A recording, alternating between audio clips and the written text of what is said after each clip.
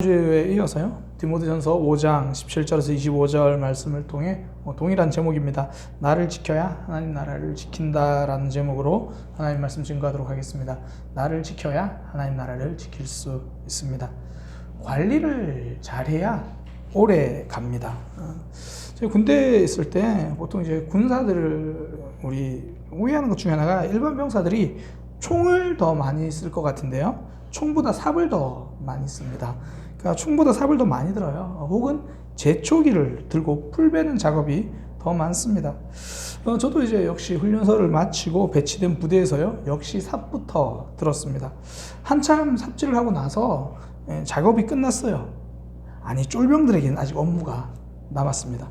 일병도 이제 고참이거든요. 제가 쫄병일 때는 일병 고참과 함께 부대원들이 사용한 삽을 전부 다 모았어요. 모아가지고 가지고 간 곳이 어디냐면 야외 세면장이에요. 야외 세면장에 가서 삽에 묻은 흙을요 깨끗이 씻습니다. 삽을 손으로 씻습니다.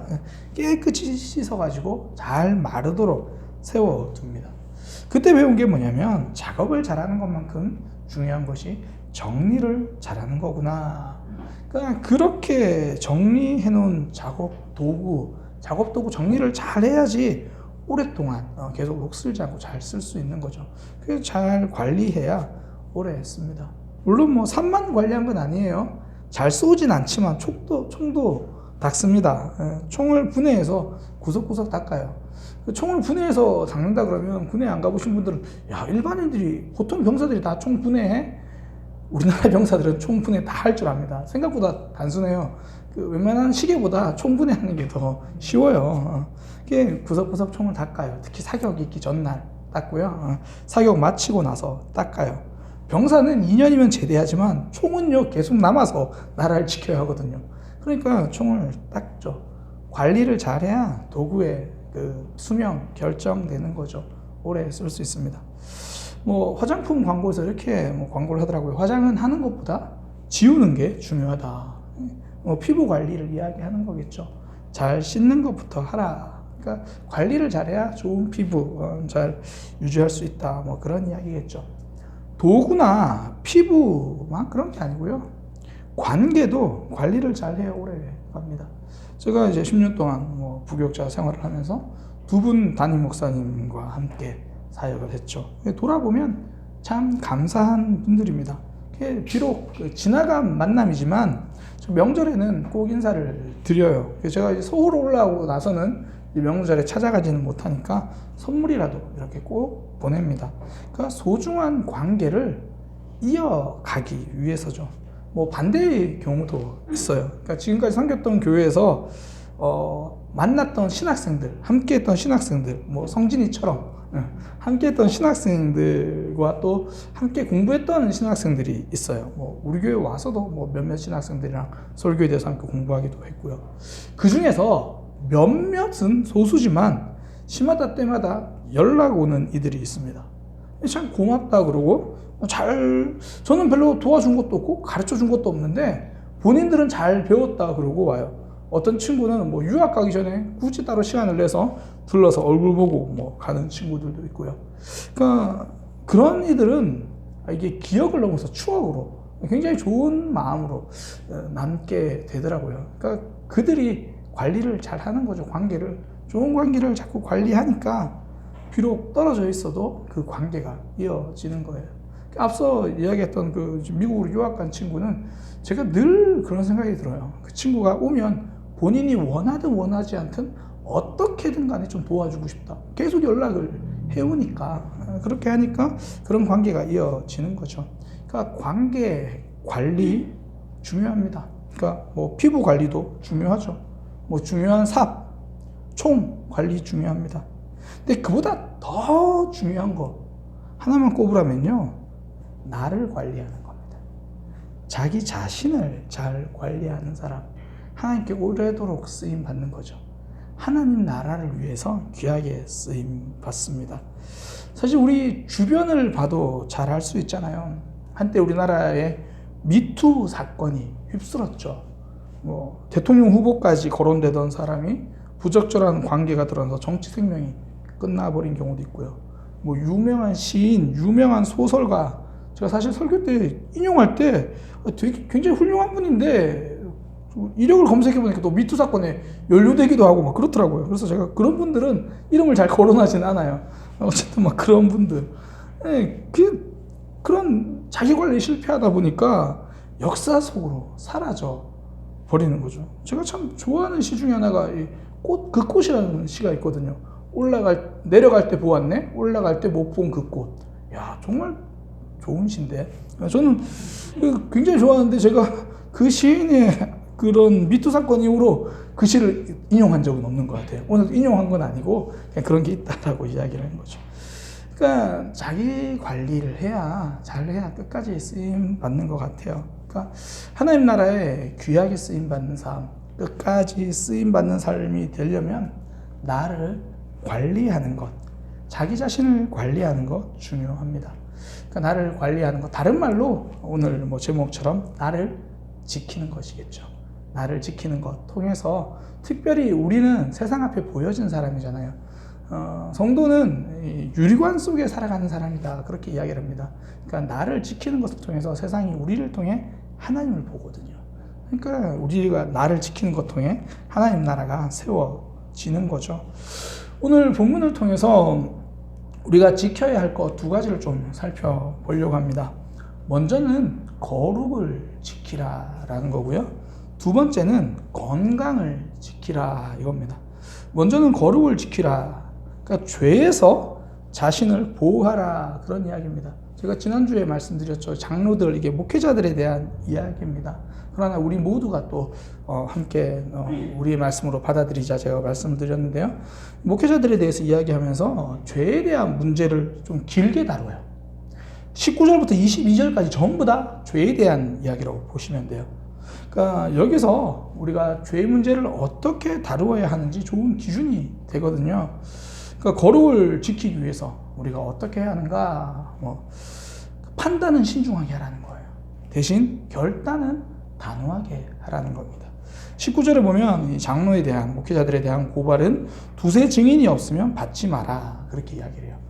그러니까 그들이 잘못했을 때, 다른 말로 범죄했을 때 신중하게 대하라는 겁니다. 그러니까 우리의 삶으로 가지고 오면 다른 사람의 죄에 대해서 쉽게 결정하지 말라는 거죠.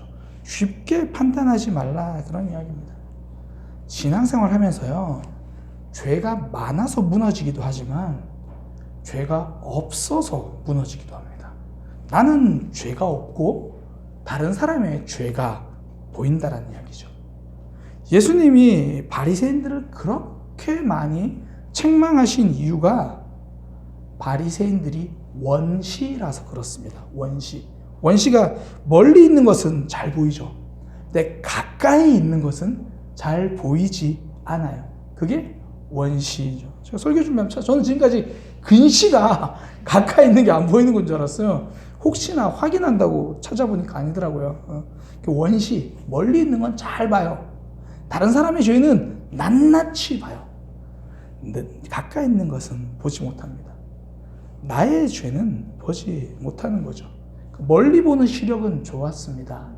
나를 보는 시력은 나빴습니다. 남들이 안식일을 어기는 것은 잘 보았는데 사랑하라는 계명을 내가 지키지 못하는 것은 보지 못한 거죠. 내가 그 계명 어기는 것을 잘 보지 못했습니다. 성도가 가장 놓치기 쉬운 죄는요, 정죄받는 죄가 아니라 정죄하는 죄입니다. 믿음의 원시라는 거죠. 멀리는 잘 보이는데 내가 보이지 않아요. 내 모습이 보이지 않는 거죠. 제가 신학대학원 다닐 때 일입니다. 제가 이전에도 한번 말씀드린 적이 있는 것 같아요. 저에게 참 깊은 울림, 또 도전으로, 안타까움으로 남았던 사건이라서 한 번 더 말씀을 드리는데요. 신학대학원은 이제 새벽 기도가 필수입니다. 새벽 기도를 나가지 않으면 기숙사에서 쫓겨나요. 그래서 새벽 기도를 마치고, 그때는 기숙사로 제가 올라가는 길이었습니다. 기숙사로 거의 다 올라왔어요. 올라오는데 이른 아침에 택시가 기숙사 앞에 쭉 서는 거예요. 서는데 거기서 이제 문을 열고 한 여학생이 내리는데요, 술 취한 모습으로 내리는 거예요. 그러니까 새벽까지 술을 마시고 그때 이제 들어왔다라는 거예요. 그 신학교에서요. 신학교에서. 근데 신학교지만 거기 상담학과도 있고요. 유아교육학과도 있습니다. 신학교만 있는 건 아니에요. 그리고 신학생도 나의 사명으로 온 친구들도 있지만 할머니가 소원해서 신학교 온 친구들도 있거든요. 나랑 전혀 상관없이 부모님의 사명으로 온 친구들도 있어요. 그러다 보니까 그런 경우가 간혹 발생합니다. 제가 갔던 한 신학교에는 흡연실이 따로 있더라고요. 그러니까 그런 경우도 있다라는 거예요. 새벽기도 마치고 쭉 다들 올라가니까 신학대학원생들 같이 올라가는데 그 택시 앞에 기숙사 앞에 택시가 서서 기숙사 앞에 택시가 서서 그 술 취한 여대생이 내리는 모습, 좋은 모습은 아니죠. 그때 이제 동기인데 저보다 훨씬 나이가 많은 한 전도사님이 그 성큼성큼 그 여학생이 가더라고요. 등치도 굉장히 큽니다. 석재 그 정도 느낌으로 이렇게 가요. 가면서 막 뭐라 하는 거예요. 어떻게 신학교에서 이럴 수가 있냐고 막 뭐라고 하는 거예요. 제가 보는데요, 술 취한 모습으로 내린 그 여학생을 보고도 인상이 찌푸려졌지만 정말 단지 내가 보기에 불편하다는 이유로 정죄하고 있는 그 전사님을 보는데 마음이 정말 불편하더라고요. 그러니까 그 모습, 그 형식을 보면서 진짜 문제는 이거다라고 생각했어요. 근데 더 진짜 문제는 아직 남아있어요. 그 모습을 보고 판단하고 있는 저더라고요. 술 취한 여학생을 꾸중하는 신학대학원생, 그 신학대학원생을 마음으로 정죄하고 있는 제 모습. 그들은 행동으로 범죄했고 저는 생각으로 범죄한 거죠. 제가 좀 더 고상했을 뿐입니다. 저 역시 믿음의 원시였습니다. 제가 사실 눈이 수술한 눈이거든요. 원래 안경을 썼습니다. 멀리 있는 게 잘 안 보여서 안경을 썼는데요. 그 당시 제 눈은 멀리 있는 것을 못 봤지만 제 신앙은요, 가까이 있는 제 모습을 보지 못하고 있었던 거죠. 그러니까 신앙인은 다른 사람의 죄에 대해서 자꾸 엄격해지려고 합니다. 제가 그랬거든요. 지금도 어쩌면 제가 눈 수술은 했지만 아직 제 믿음은 덜 수술을 되어서 멀리 있는 건 잘 보이는데 제 모습이 잘 안 보이는 모습일 때가 많습니다. 어쩌면 예수님처럼 판단은 하는데 예수님처럼 결정하지는 못할 때가 많습니다. 예수님은요, 바리새인들이 잘못됐다고 단호하게 말씀하십니다. 그리고는 그 바리새인들의 손에 죽으셨습니다. 예수님의 정죄는 사랑이셨습니다. 그 모습을 가진 거죠. 오늘 본문에서 22절에 그렇게 이야기해요. 다른 사람의 죄에 간섭하지 말며 너 자신을 지켜서 정결하게 하라. 그러니까 우리는 정죄하고자 죄를 범하는 모습이 있다라는 거죠. 지성과 영성의 만남이라는 책에서요, 이런 이야기를 합니다. 예수님께서 우리를 양을 이리에게, 늑대잖아요. 늑대에게 보낸 것 같다라고 말씀을 하시는데 우리는 늑대를 이기려고 호랑이가 되어버린다. 그렇게 이야기를 하더라고요. 그러니까 우리의 삶에서 다른 사람의 죄, 그들을 거룩하게 하려고 우리가 정죄하는 죄를 범한다는 거죠. 하나님은요, 정죄하는 일에는 대부분 악한 도구를 쓰십니다. 이스라엘 백성들이 범죄했을 때 하나님은 앗수르를 사용하셔서 이스라엘을 징벌하세요. 이스라엘 백성들이 죄를 범했을 때 하나님은 바벨론을 들어서 이스라엘을 정죄하십니다. 하박국 선지자가 그것 때문에 하나님께 따졌거든요. 하나님, 바벨론이 우리보다 더 악한데 왜 그들을 통해서 우리를 정죄하십니까? 그러니까 뒤집으면 우리에게 주는 굉장한 메시지가 됩니다. 정죄한 일에 쓰임 받는다는 것은 악한 길로 걸어가고 있다라는 거죠. 말씀을 준비하면서 제 모습이 참 많이 보였습니다. 그러니까 목회자가 갖는 어려움, 저는 그 중에 하나가요, 길을 알려주는 사람이다 보니 때로는 정죄하는 사람이 될 수 있다라는 겁니다. 성도들에게 하나님의 말씀, 바른 길이 무엇인지 알려주려고 하다가 어느 순간에 여러분들은 틀렸습니다라고 외치는 사람이 될 수도 있다라는 거죠. 그래서 늘 말씀 앞에서 목회자가 제 자신이 먼저 서야 하는 거죠. 로마서 2장 1절에 2절 그렇게 말합니다. 그러므로 남을 판단하는 사람아, 누구를 막론하고 네가 핑계하지 못할 것은 남을 판단하는 것으로 네가 정죄함을 받을 거다. 판단하는 그 일로 네가 동일하게 행하지 않느냐. 이런 일을 행하는 자에게 하나님의 심판이 진리대로 그대로 임할 것이다. 굉장히 특히 목회자로서 하나님의 앞에 말씀 앞에 서려고 하는 우리에게는 더욱 도전이 되고 더 돌아보아야 하는 그런 말씀이죠. 성도는 길을 알려주는 사람입니다. 그러나 정죄하는 사람은 되지 않아야 합니다. 그리고요, 남의 죄에 대해서 그렇다면 나의 죄가 보일 때는 단호하게 결단하라는 겁니다. 20절에 범죄한 자들을, 이게 지금 장로들, 그러니까 목회자들에 대한 내용이 이어져서 나오는 거예요. 목회자들의 죄에 대해서 이야기하는 겁니다. 범죄한 자들을 모든 사람 앞에서 꾸짖어. 그러니까 목회자들 죄가 드러나면 사람들 앞에서 꾸짖어라, 이렇게 이야기를 해요. 이게 망신 주려고 하는 게 아니에요. 그 다음 이어지는 구절, 나머지 사람들로 두려워하게 하라. 나머지 사람들을 위해서라는 거예요. 다른 말로 하면 죄의 영향력을 차단하기 위함입니다. 나에게 죄가 보이면 그 죄가 영향력이 드러나서 확산되기 전에 차단하라는 거예요. 요셉이 보디발 아내에게 그런 모습을 했잖아요. 여인이 날마다 요셉에게 청하였으나 요셉은 듣지 아니하여 동참하지 아니할 뿐더러 함께 있지도 않았다. 죄의 영향력이 나에게 스물스물 스며들어오는 것을 단호하게 끊으려고 한 겁니다. 단호하지 않으면 스며들기 마련입니다. 셰익스피어의 시곡이죠. 햄릿에 보면요, 그 햄릿의 삼촌이, 그러니까 자기 형을 죽이고 햄릿의 아버지를 죽이고 왕이 돼요. 그래서 이제 햄릿이 그 사실을 알게 되거든요. 그 지금 현재 왕이 자기 아버지를 독으로 이렇게 죽였다, 독을 귀에 부어서 죽였다는 걸 알게 됩니다. 근데 혹여나 정말 사실인지 확인하기 위해서 연극을 하게 합니다. 광대들을 불러서 이 동일하게 그 왕이 했던 범죄와 동일한 연극을 펼쳐요. 그러니까 그 왕, 현재 왕이 된 햄릿의 삼촌, 이 클로디어스가 그 연극을 보고 자신의 잘못을 깨달아요. 그러면서 이렇게 기도합니다. 나의 죄의 썩은 냄새가 하늘까지 나는구나. 나는 형제를 죽인 저주를 받았다. 기도할 수도 없다. 그러나 내 왕관과 내 야망과 내 왕비를 놓을 수가 없다. 여기서 벗어날 수 없다. 죄란 건 알았는데 단호하지 못했습니다. 결국 죽습니다. 나의 죄 단호하게 끊어버리지 못하면 자꾸 그 영향을 받는 거예요. 가룟 유다는 예수님을 돈 받고 팔았습니다. 왜냐하면 그는 늘 돈을 훔치던 사람이었기 때문입니다.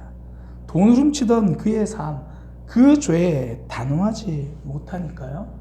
그 모습 그대로 예수님을 파는 일에 그가 사용될 수밖에 없었습니다. 다른 사람의 죄에 대해서 정죄하기보다 신중하시기 바랍니다. 나의 죄에 대해서 단호하시기 바랍니다. 예수님 이렇게 말씀하십니다. 만일 내 손이나 내 발이 너를 범죄하게 하거든 찍어내버리라.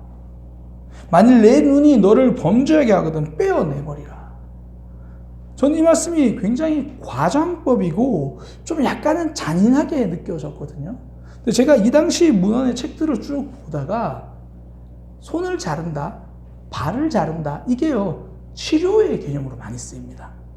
손에 병이 들면 그 당시엔 다른 치료가 없으니까 자르는 거예요. 죄에 우리 삶이 병들면 그 죄를 잘라내라는 겁니다. 손을 자르라는 것이 아니라 그 죄를 자르라는 거죠. 죄에서 자신을 지키라는 겁니다. 혹은 누군가를 정죄하려는 마음이 생기면 단호하게 끊어내라는 거죠.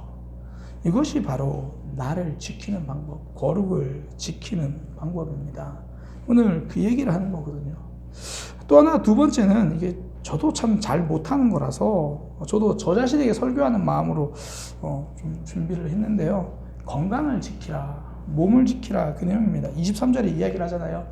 이제부터 물만 마시지 말고 내 위장과 자주 나는 병을 위하여는 포도주를 조금씩 쓰라. 디모데가 몸이 좀 약했던 것 같아요. 특히 위장병이 있었던 것 같아요. 이게 포도주를 조금 쓰라니까 아멘. 그러고 오늘부터 또 갈 때 또 사가지고 가시고 그러시면 안 돼요. 이게 술 마시라는 이야기가 아니잖아요. 약을 쓰라는 이야기예요.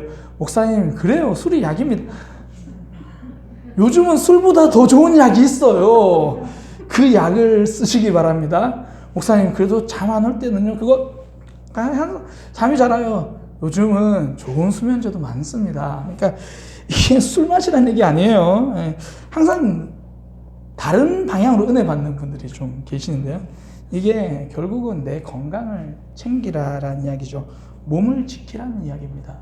기독교인들이 오해하고 있는 것 중에 하나가 영혼은 선한데 몸은 악하다라고 잘못된 생각을 가지고 있어요. 뭐 악하다까지는 아니더라도 이렇게 생각하는 거죠. 내 마음 지키는 것 중요하고 내 신앙 지키는 것 중요하고 내 영혼 지키는 것 중요한데 그것에 비해서 내 건강 지키는 것, 내 몸을 지키는 건 좀 덜 중요하게 여기는 경우가 있거든요. 그렇지 않습니다. 몸이 없이 존재할 수 있는 사람은 없어요.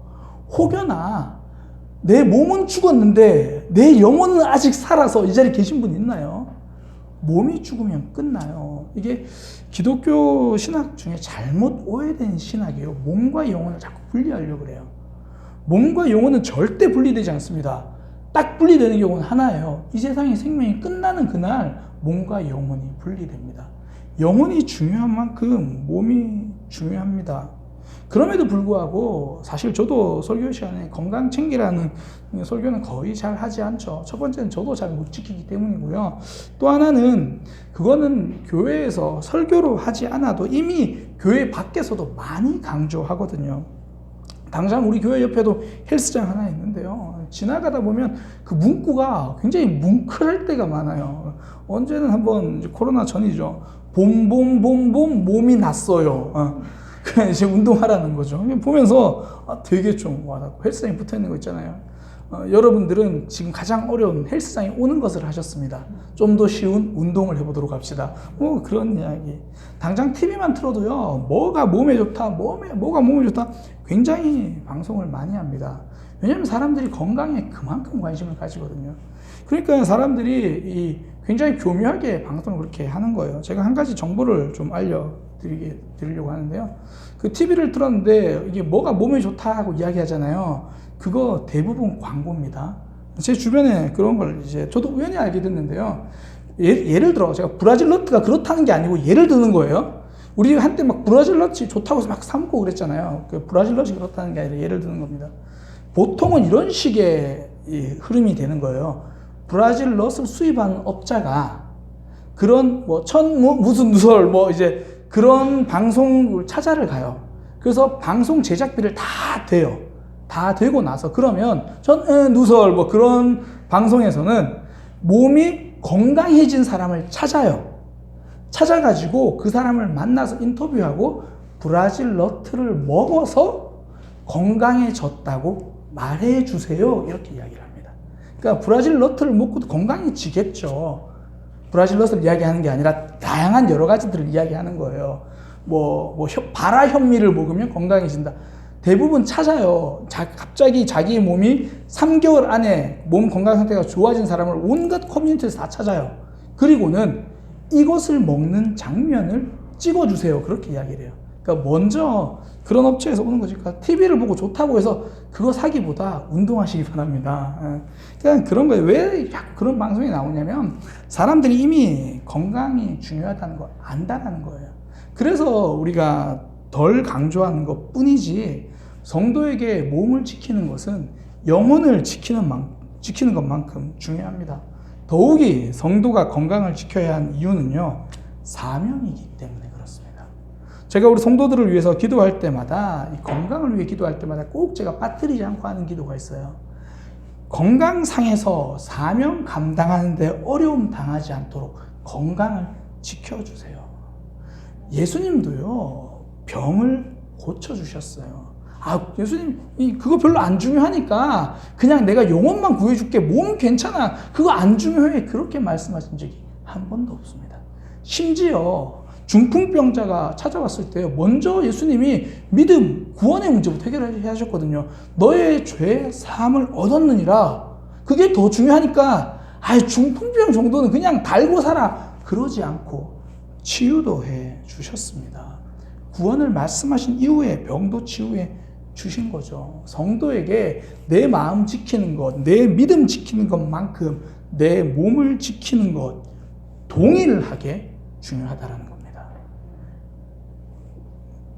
제가 청소년 사역을 할 때요, 한 친구가 허리가 좀 아팠던 친구였어요. 본인은 물리치료학과를 다니는 그 친구인데 본인이 허리가 아파가지고 물리치료사에게 치료받으면서 물리치료학과를 다니던 친구였어요. 그 친구에게 이제 이렇게 허리 스트레칭을 하라고 제가 이야기를 해줬습니다. 그러면서 제가 그 친구한테 해준 이야기가 뭐냐면, 그 친구가 하나님 앞에 신앙생활을 하려고 굉장히 몸부림치는 아이거든요. 그러니까 큐티를 하루 안 하면 굉장히 하나님 앞에 죄스러워하는 아이예요. 그래서 그랬습니다.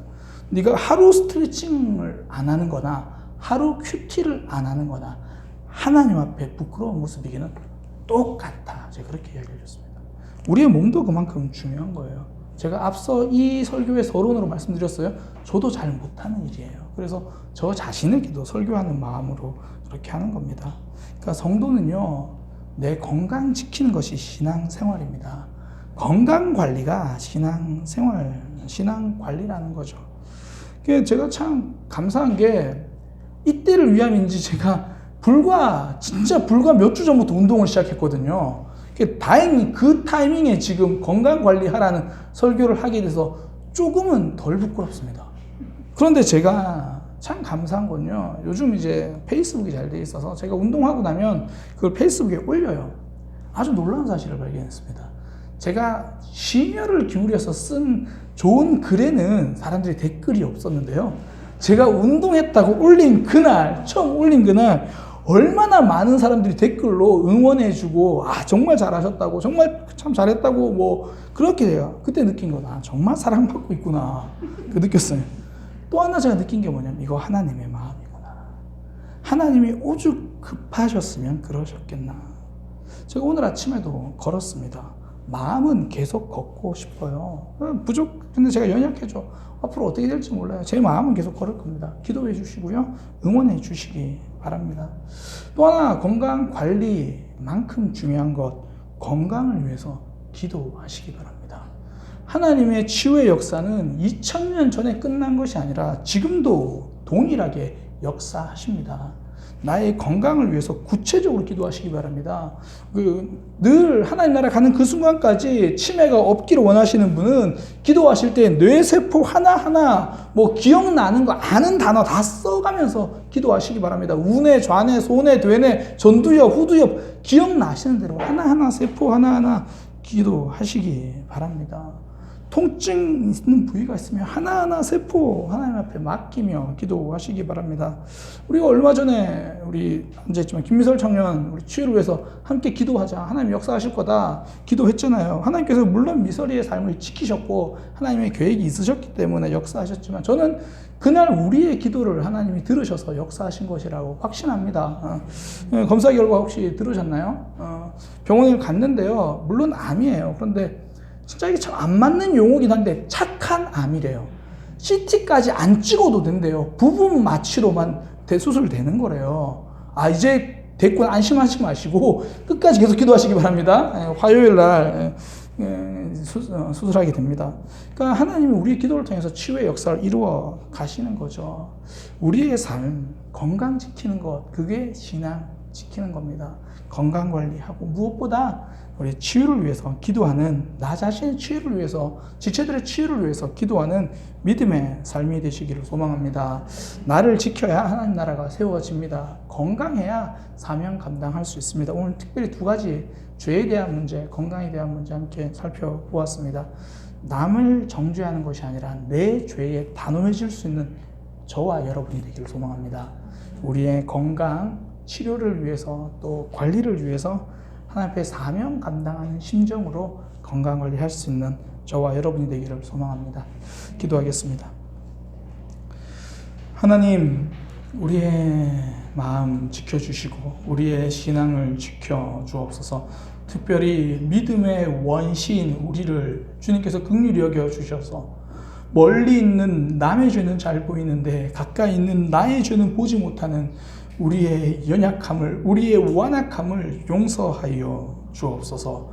우리 자신의 죄에는 단호하게 끊어버릴 수 있는 그런 용기를, 결단을 허락하여 주옵소서. 무엇보다 하나님께 귀하게 사명 감당하는 그런 믿음의 사람이 되고 싶습니다. 오래도록 하나님 앞에 건강하게 쓰임받고 싶습니다. 주님, 우리 모두가 서로의 건강을 위해서 기도해 주며 서로의 건강을 지켜주는 아름다운 공동체 되게 하여 주옵소서. 건강관리가 신앙관리임을 놓치지 않게 하여 주옵소서. 예수님의 이름으로 기도드립니다.